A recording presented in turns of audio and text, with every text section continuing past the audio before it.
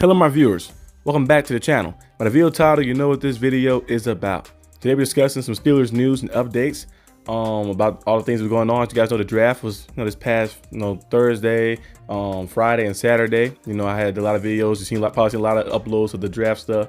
I guess they did a little rating thing as well, kind of grading the draft picks and stuff and seeing exactly how things are going to shape out for our team and stuff. But before I get into the video, I'd like to discuss, of course, Ryan Watts. Ryan Watts, as you guys know, the Steelers drafted him last year in the 6th round. He was a DB, played safety and stuff, but had some versatility, maybe play in different spots around the secondary.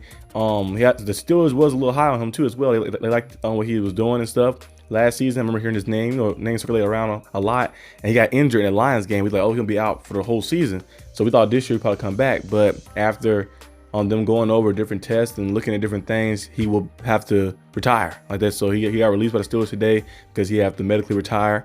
They say it'd be his best interest to do so because his neck injury is severe, and that right there is just gutting. He's 23 years old. He's the same age as me. He's 23 years old. He's a guy who dream, passion like that. Like, get something that you're passionate about taken away from you like that. When you go out there and work hard and you get there, get the opportunity, get that chance, it's very tough and stuff. So hoping for the best, praying for the best for him whatever he chooses to do in his future ventures in life, whether it's coaching football or maybe coming back to the game of football, because you never know what could happen. We've seen things happen when people come back from injuries, maybe years down the line like that, get opportunities, more medical exams and things might give him opportunity to come back to play or something. But whatever he chooses to do, his next phase of life, I hope it and pray it goes very well for him, because that is very tough and gutting. He got opportunity to get drafted, which a lot of people can't say they got drafted before. He got drafted and had opportunity, with the Steelers and stuff as well. Played preseason games, but got an opportunity to play in the regular season. I know that right there is a tough and very hurtful and painful feeling right there. So hopefully everything goes well in his future and stuff, whatever he chooses to do, whatever he decides to do, whether it's coaching or whether it's different aspiration, a different field or occupation, or whether it's something else, maybe training people, or maybe, like I mentioned already, it could come back maybe like that, maybe come back in the future. We've seen crazy things happen before in the sporting world. So hopefully Ryan Watts is good, everything goes well for him. So that right there is something I want to start the video off with, just discussing that, because it's never fun to see anybody get injured, especially get something taken away from them that they fought hard for too as well and stuff. So hopefully Ryan Watts is good. But moving on to the next topic, Montravius Adams got released by the Steelers. We kind of seen that coming a little bit for him, like the injuries and the lack of production and stuff. And plus the Steelers drafting Yahya Black and also drafting, of course, Derek Harmon. Derek Harmon will be more defensive tackle style, but the nose tackle, Yahya Black will play nose tackle more, and Kendall Bennon too as well. So you're gonna have the guy from what's the guy from the Patriots? Was it Ukulele or something like that? He had a crazy name. I know you signed him, and then the dude from the Jaguars too as well. So they signed some depth pieces up front. Nose tackle was kind of I won't say a dime position, but it's a position that's a little different nowadays like that, not as strong as it used to be. But you'll still see guys who are very effective in that spot like that. So depending on what defensive formations teams play. But I think we definitely see Yahya Black get a lot of opportunity. Of course, Derek Harmon get opportunity and chances and stuff, be subbing in for Cam Hayward most likely and stuff, doing different things, and count on Bennon to have some backup with Yahya Black and stuff. We'll see things happen. Jack Sawyer, it's a guy the Steelers added him to their edge rushing room. They already got TJ Watt and Alex Highsmith, and you also have, of course, Herbig. Now you have Jack Sawyer there now, who can definitely be a steal of the draft. He has a lot of potential, high motor, and go out there and make a lot of big time plays. So I wouldn't be surprised if Jack Sawyer becomes a big time key for the Steelers, because you never know what could happen. We've seen things happen before. Contracts are a thing. We heard rumors at first by Alex Highsmith maybe getting traded. I don't think he'll get traded, but what if Jack Sawyer have a big season, a good season? They've seen the flash they won't see from him. And Herbig, we already know who Herbig is as well. So you say, you know what? I could exploit that. Trade Alex Highsmith away, add some pieces, or maybe they go younger. TJ Watt get traded away. I don't think that would happen. That'd be crazy.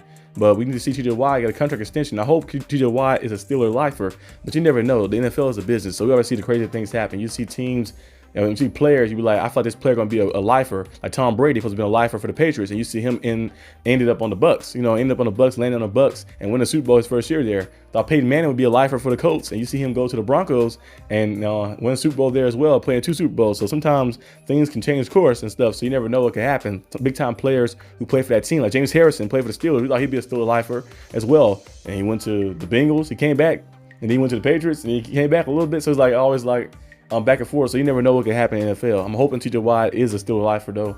He stays for the rest of his career. He's a big time player, phenomenal player, and it'd be great to Steelers to actually give him a chance to win a championship, but they can't. He might go somewhere else. So we have to see what happens. But we also signed the 7 undrafted players. We signed 7 of them. Who are the names? I had the names pulled up at first. The 7 undrafted players we had. I can find a list. There you go. We got Sebastian Castro, a safety from Iowa. The Steelers love Iowa. They were getting a lot of pieces from Iowa. They had Caleb Johnson, a running back from Iowa, a power running back. Not really a pass catcher like that. He has some screens that he catch and can work like that.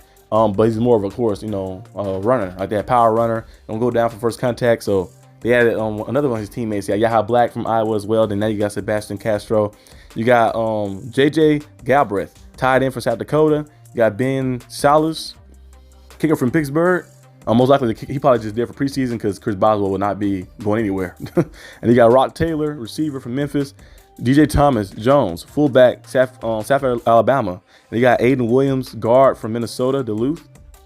Then you have Keyshawn Williams, receiver from Indiana. So the Steelers got some pieces, added some pieces up there, added some receivers and stuff. I feel like if you're a guy who is undrafted, the journey doesn't have to stop there. We've seen a lot of players go undrafted and make a big time impact. Tony Romo will probably be one of the most notable names you could think of off the top of your head, who made a big impact, became a starter for a long period of time for the Dallas Cowboys, Pro Bowler and stuff as well. So sometimes your story might not be over like that. It don't matter where you get like drafted or selected. All you need is a chance. If you get undrafted and you get signed to a contract, all you need is a chance, opportunity, and you make sure to seize that moment. Like Tom Brady always said, he said when he got opportunity to play, he made sure he seized the opportunity. He said he played every time he played. He made it seem like somebody was coming for his spot. Even though he was 4-time Super Bowl champion, 5-time Super Bowl champion at one point, then 6, then 7. He said he always thought somebody was coming for his spot. So that's why he never kind of got comfortable. He always kept playing. So to all the young undrafted players on our team and all the teams, go out there and opportunity's right there. You get undrafted, no matter where you got in there, you can go out there and you can play. James Harrison, one of our best players in our franchise history, was undrafted, and he got an opportunity in the NFL Europe. Came in, then eventually they brought him. He was on the Ravens Europe team. He came for the Steelers. The Steelers picked him up, brought him in, and he led before TJ Watt broke the record of, I think it was the year before last. He led the Steelers team history in sacks like that. And he's gonna be a future Hall of Famer, most likely too, Defensive Player of the Year as well. So sometimes it don't matter where you get selected. It just matters if you can get in there and get in the dance. You have a chance to go out there and showcase your skills. So I can see one of these big time players, one player right here becoming a big time star or something. You never know what could happen. You never know what could happen like that. So it'll be very interesting to see. I'm basically make sure to keep my eyes on all the stuff, the rookie mini camps. Be watching that stuff. That should be happening in a few weeks, and also on the OTAs should be happening too as well. This kind of period of time, we're just kind of looking at young talent and kind of speculating and predicting how they will emerge and stuff. And then once that kind of period ends, then you get the preseason and then you get to the season. The year kind of go by fast a little bit, so the season will be here in no time. It'll be here by the end of August or September-ish, and it'll be kind of getting things kick-started and gonna be very, very exciting. But basically, most of the news I have for today, I did see some Aaron Rodgers stuff as well. Today, I said the Steelers still have a lot of hope in Aaron Rodgers or something like that coming to the team. So we'll see how that goes and stuff. But it's basically everything I have to talk about. Hope you guys enjoyed this video. If you did, like and subscribe for more content. And I'll see you guys probably tomorrow on the channel. If you subscribe to my channel, the Arsenal D.B channel, the other channel I have, I'll be discussing, of course, if you're interested in basketball, I'll be discussing some basketball playoff stuff. My Heat, about to get swept. So we'll see what happens tonight. And I'll also be discussing some more football stuff as well, the entirety of the NFL, discussing like some of the top picks and the top headlines and stuff. So you want to be interested in just more than Steelers, you can go over there too as well. But if you want to just stay locked in with the Steelers, stay right here, and we have a lot of content coming. So yeah, see you guys when I see you. Peace out.